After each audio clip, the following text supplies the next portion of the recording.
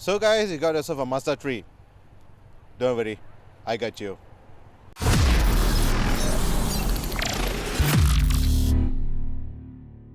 So today's episode is going to be an interesting one because this is the first time I'm dealing with a Mazda. It's always been a Toyota or Hondas usually. It's interesting because this version of Mazda 3 is a hatchback one, which I actually admire a lot and I wish to own it as well. So let's go over to Pete's car audio and I will explain to you what are the things I'm going to do for this car.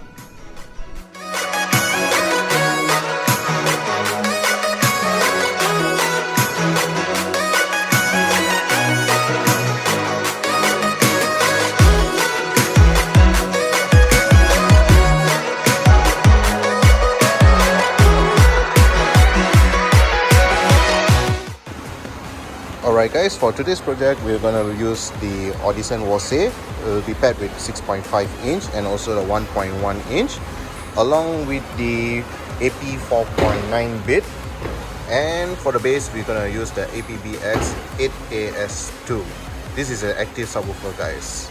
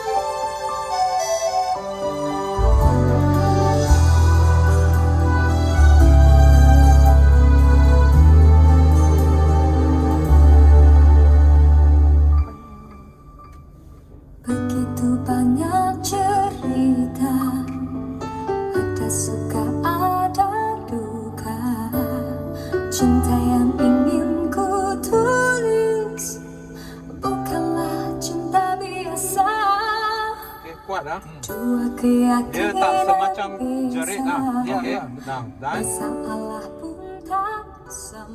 dia masih nyanyi. Dengar tak? Dengar. Dia tak tenggelam suara dia. Masih clear kan?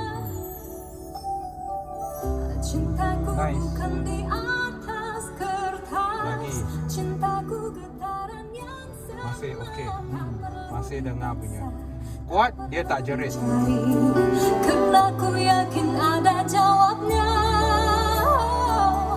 Andai ku bisa merubah semua hingga tiada orang terluka, tapi tak mungkin, ku tak berdaya, hanya yakin menunggu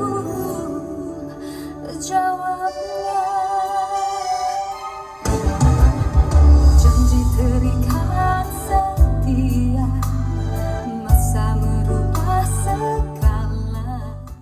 Emosi bila dia nyanyi ni. Dia dengar.